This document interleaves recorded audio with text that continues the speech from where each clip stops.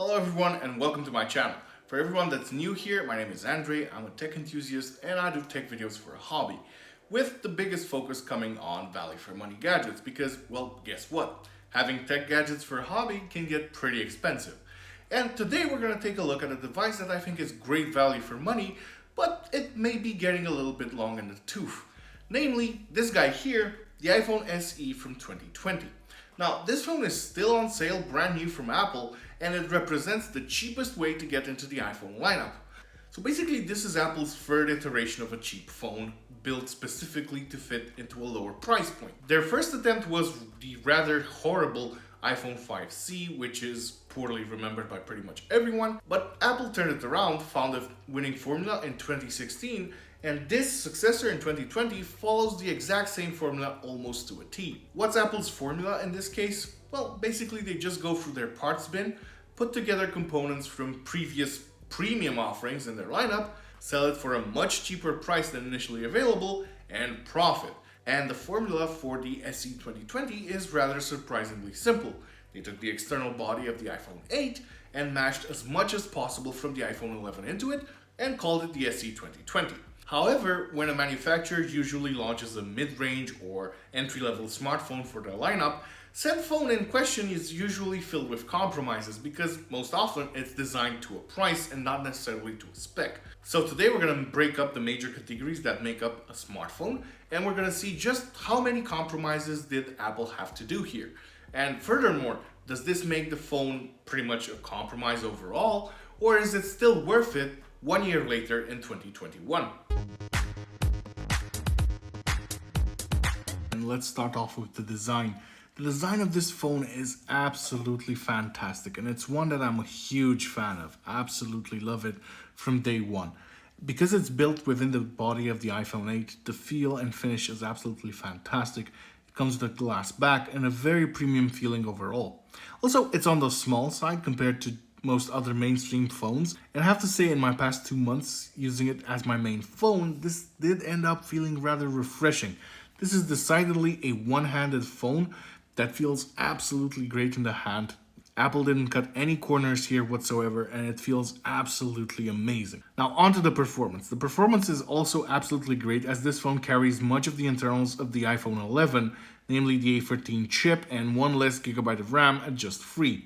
That may not sound great, but in reality the jump from the A13 to the A14 is actually not that shocking, with benchmarks showing relatively small differences between the two. What all this means is that the performance on tap here is absolutely amazing. The phone will not lag in day-to-day usage in any sort of way and will be fast enough for most users. I won't cover gaming in great detail here. I think the phone works well for gaming, but it's not really a great fit for that due to the display. Here, things start falling apart a little bit. While using the components of the iPhone 8 is a great idea and a very successful one, the display is one of the categories that suffers. Apple tries to hide the small size of the display using these black bezels, but as soon as we turn it on, we can clearly see that this is a very small display overall. It's basically a 4.7-inch diagonal display that has a 65.4% screen to body ratio, which is pretty much below every modern phone out there today. I don't want to say that the display is terrible, but it's clearly one of the worst aspects of this phone. This is basically the same type of display technology as we can find in the iPhone 11, but just at a smaller scale. The quality of the screen is similar to the iPhone 11 in terms of brightness and pixels per inch. However, just like the 11, the SE only has 60 Hz refresh rate and uses an IPS LCD panel, which is not ideal in this day and age, but still, I think it's actually quite okay for day-to-day viewing. We come to the biggest downside of this phone overall, the battery. There's no way around this one, unfortunately. The battery is tiny.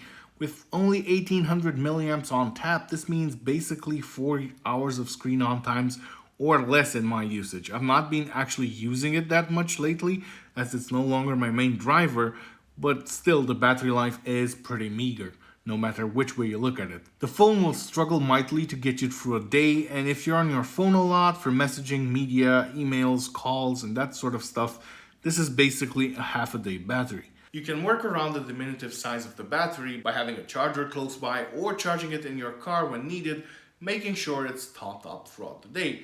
But it's still not going to be fantastic. And the worst part of it all is the fact that, well, guess what? Phone batteries degrade over time. And here you're going to feel the effect a lot more than, let's say, in a larger battery phone.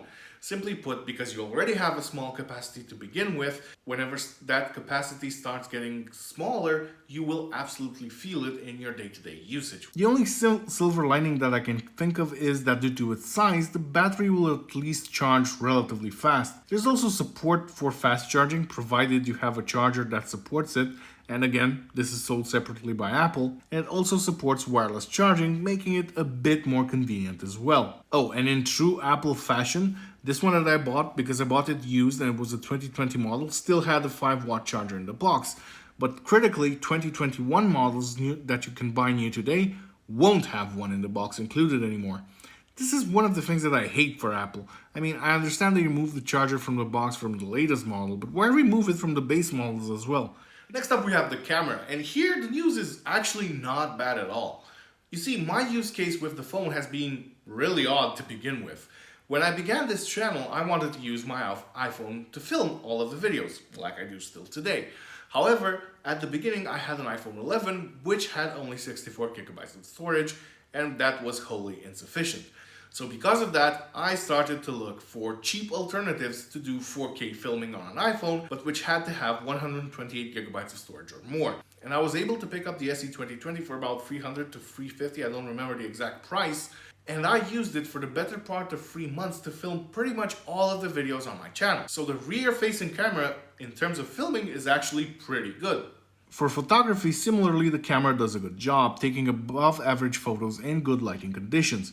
Even though it's using an older sensor, it pairs that with the A13 chip for quite good results. The biggest drawback that I have with the SE in terms of camera tech is not the absence of a second sensor, though definitely that would help, but the absence of any form of nighttime photography. The A13 is capable of it, but I think Apple held back a little bit here. Now we get to one of the best selling points of this phone overall, which is the software. If you like or want to try out iOS, this little guy here has you covered. It's basically a $450 phone that has the exact same software experience as the $1,000 plus iPhones in the range. The biggest selling point though is the fact that in terms of software support, if you want to hang on to your phone for a good 3-4 more years, this little guy has you covered. I'm thinking it's going to get 3 or 4 software updates from this point on in terms of iOS upgrades. Remember that its predecessor, the iPhone SE from 2016, is still up to date and also has the same version of iOS as this model. So the software front is actually one of the strong points of this phone. Now some miscellaneous stuff worth mentioning. It has IP67 water and dust resistance. It can be submerged to a maximum of 1 meter up to 30 minutes, which is pretty good. The speakers are also quite good in my experience. It uses the earpiece like every other phone. And here on the bottom, even though you apparently have 2 speaker grills, there's only actually 1 speaker here on the right. And they're actually quite good. In terms of connectivity, it doesn't have 5G, which I don't miss that much at this point, but it may be a problem in the future. And last but not least is Touch ID, which in these mask-wearing times has been a blessing in disguise. I mean, it's been amazing to use it. It's actually pretty fast, as you can see. As usual, Touch ID has always been among the fastest fingerprints sensors out there. As usual, the caveat applies, Touch ID doesn't work very well when wet. So yeah, you need to be careful that your hands aren't wet or you're not wearing gloves. But it is remarkably fast and still as reliable as it's ever been. Now we have conclusion time. I think this little phone here is absolutely amazing, and it's actually great value for money, being a bit of a hidden gem in Apple's lineup. Well, if you can call a phone that sells in the tens of millions a hidden gem. Would I recommend this phone if you are a hardcore gamer or someone who wants the best and greatest phone? Definitely not. But if you're tired and spending more than $1,000 on a phone and just want a cheap, no frills experience that actually works pretty well, is going to have you covered for the next 2-3 years or more, then the iPhone SE 2020 is still a fantastic buy. With that being said, as usual, thank you for watching. If you've enjoyed the video, please consider giving it the thumbs up and subscribe to my channel. That would mean the world to me. Thank you again, and I will see you next time.